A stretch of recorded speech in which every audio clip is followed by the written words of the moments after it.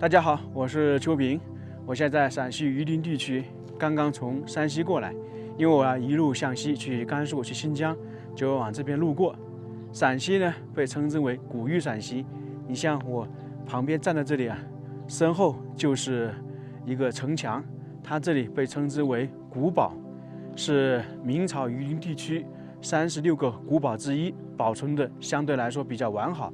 我站在这里感觉非常渺小啊，因为这个上面到下面大概是8米到9米高，从这里呢也能够体现得出来这个古堡的作用之大。我们走一些地方，看到一些古城、古村落，会发现呢它都会有一些城墙，那很多呢都是2、3米、3、4米，而像8、9米的就非常少见。为什么会在这种黄土高原上修建这样的城堡？其实这说起来就跟明朝的历史有关。朱元璋统一全国之后，尽管说他把元朝灭亡了，但是元朝的势力还是有的，相当于退居那个草原嘛，就蒙古这一带，他跟明朝还是敌对关系，一直都有战争。那当时明朝为了保护关内，进而呢就修建了明长城。在甘肃我们经常能看到明长城，其实在陕西也非常多。修建了长城之后，肯定是要有人驻守，那驻守的话，人们不可能一直生活在长城上面嘛，那就自然而然在长城附近呢需要修建一个我们说的城镇一样。那这些就是我们今天看到这些古堡的由来，就是说物资补给中转都要在这些城堡里面。比方说你如果长城被当时的那个瓦剌攻破了之后，如果没有这些城堡的话，它就可以长驱直入。有这些城堡在的话，它可以拖延这些进来的，就是相当于在敌后一样。所以这个城堡的作用还是挺大的。这个城堡是修建于明朝成化年间。为什么会在那个时期呢？因为成化这个人是属于明朝战神朱祁镇的儿子啊。大家知道明朝有个转折点，就是土木堡战役。在土木堡之前，明朝对瓦剌这些是采取攻击的状态，就是实力是占优的。但是土木堡之后，大明的精锐丧失，就是攻守转换了。大明对瓦剌可能基本上就要采取守势了。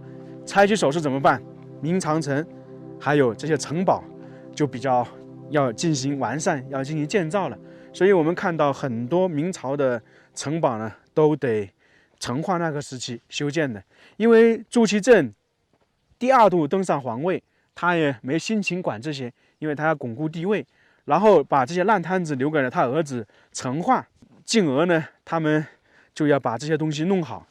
尽管说成化这个人在历史上评价不高，这是为什么？因为他启用了一个西厂，这个在很多影视剧中可以演绎西厂的过分啊，西厂的不好啊。但是大家都知道，成化帝他为什么会设置西厂呢？其实最重要的原因，他就是要那个权力啊，从那些文臣夺回来。这个城堡是建于公元1474年，到现在已经500多年的历史，东西长185米，南北宽451米。它这个也算是在一个黄土原上面，我们常说的一座小山上面，也可以说是在一个悬崖的顶部，周边呢都是一些山谷、峡谷之一类，算是一个易守难攻的地方。尽管说这个古堡经过了500多年，但是我们通过画面也可以看到，里面呢还有一些人居住，不过看起来应该不会太多。建安堡遗址也可以说叫建安铺遗址。我们现在就进这个城堡里面看一下，大家发现没有？这里是什么呢？首先这个是城墙，那个是一个城门，这里又是城墙，其实这里相当于就是瓮城啊。只不过呢，经过时代的变迁，这一块呢是有点被破坏了，只剩下一个城门，还有这个城垣断壁在这里。瓮城其实在古代的作用还是非常大的。瓮中捉鳖说的就是这些。只要在长城沿线呢，我们都能看到这些城堡都有那个瓮城。到时候我们在甘肃呢，还得去看一些这些比较有代表性的古堡。大家仔细看看，在这个城墙外面还有一层砖，这个是什么时候弄的呢？因为它这个城堡最开始建造的时候就是夯土结构，就是我们看到的这种。后面是到了明朝万历时期，很多城堡就开始采用砖包着那个城墙。这主要是由于万历初年经过张居正改革啊，国家财政有钱了，那有钱就会把这些军事各个重要的地方重新修缮，从而呢，我们可以看到一些城墙是用砖结构包漆的。你像平遥古城，我们看得比较清楚啊。这里是东门，进来之后可以看到是一个笔直的大道。其实这个砖呢是近几年修建的，可能是为了打造景区要修建。以前呢就是这样的黄泥土。它这个古堡是一个长方形，它的总面积大概是8万平方米。现在呢，在这里生活的人呢，大概是30户人家，不是太多啊。主要呢也是中老年人。来到这个村落里面，感觉是非常空旷的，因为现在住的人不多，还能看到一些老的建筑。在这个有个标志牌，有长滨洞，这个应该是在古堡的外面。等一下我们去看一下。还有关帝庙、百年老城、钟楼、寺庙。我在网上看资料说，这个地方巅峰时期呢，大概有几十座寺庙，但是现在呢，可能就几座。前面是一个钟楼。说到钟楼，我们就得说一下这个古堡历史。尽管说这个古堡始建于明朝成化时期，但是这个钟楼啊是朱元璋时期修建的，也就是说它早于古堡建设的时间大概100多年。这个地方先有人后建的古堡。这个地方主要是靠养殖业以及种植一些玉米，还有养鱼吧。这牛在吃东西。前方那些窑洞呢，历史感觉也是比较悠久，估计呢没有几百年，100、200年是有的。现在也没有住人。我们说大概有30户人家，不知道真假。等一下呢，问一下旁边的村民。浓浓的年代感呢。这里当时可能是1户人家，或者是2户人家吧。去看看里面有什么。来到了陕北的房屋，它的特色明显的跟山西又不一样了。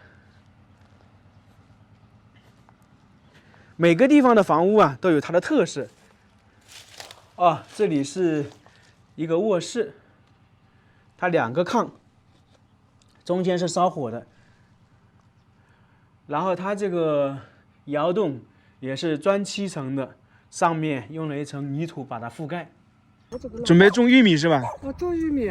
你们这里主要靠玉米还有什么？玉米，这个洋芋。外面种不种啊？外面也没我们的地了，也不种上。你们也不种？我从村里面山上种。这里现在还多少户人家？到这个20来户。我一开始以为是30多户人家，刚才这位阿姨说现在大概是20多户。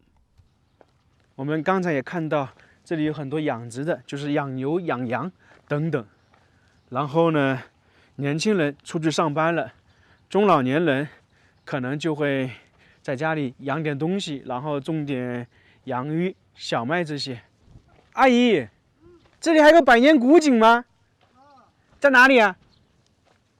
在这里面是吧？就以前是用这个井，现在是自来水是吧？我进去看看。哇，这些房屋都是比较久啊。这里还能听到一些猪叫的声音，就是养猪了。这井在这里吗？他们井水。他们家里可能自己抽的水，在做饭呢。这家门口的那个菜地啊，陕北的生活是这样的。阿姨在做饭呢。这个井是以前的百年古井吗？看看您做饭，看做什么好吃的。好香啊！给大家看看陕北窑洞是怎么做饭的，就是在炕旁边有个灶，这样做饭，还能保证炕的温度。冬天可能就靠这个取暖了。这个在南方真的是无法想象吧？这是北方的特点，黄土高原的特点。做饭、烧水都可以在这里。刚才阿姨向我介绍，她说他们主要是靠养牛、养羊。种的玉米那些呢，是给那个牛羊吃的。他们家大概养了20只羊啊。主要就是这样生活。他说他不喜欢城市，因为他的小孩嘛是在榆林以及西安，他说不喜欢去那里。其实很多中老年人都一样，他不喜欢城市，他还是喜欢这老家的生活，毕竟是生活了一辈子啊，然后每天呢弄点东西，过得呢也挺充实的。如果去了城市的话，可能有点不习惯吧。看一下，这边挺荒凉的，这里不知道会不会种东西啊。这边是北边，基本上是没有人居住的，就是几座庙宇在这里。大家看一下，单单的这里呢就有好几座庙，1、2、3，非常多吧。这里基本每家每户啊都种了很多苞米，这个苞米的作用很大呀。它那些谷粒啊是养牛养羊的，然后那个苞米杆的话就是用来做柴火。我们现在去北门看一下，那个地方好像能够走上去。这个地方尽管说现在还有20户人在此居住，但是我在这里面逛了2个小时，看到人呢是寥寥无几，可能还不到10个人吧。也就是说，大部分人都出去上班了，这些都搬走了。这个房屋年代感更早，估计可能都有200-300年了，因为这个院子里面全是杂草杂树，就证明很久没有人居住了。这里到了夏天可能会有点绿色，不过话又说回来，夏天这么高的杂草我也不太敢走哎。走上去看看。啊，这边又是一个庙，大家看到没有？这个就是城墙，角楼在那里啊，那边还有一个城门。旁边呢就是黄土高原，远处那里应该属于关帝庙吧。那长城在哪里呢？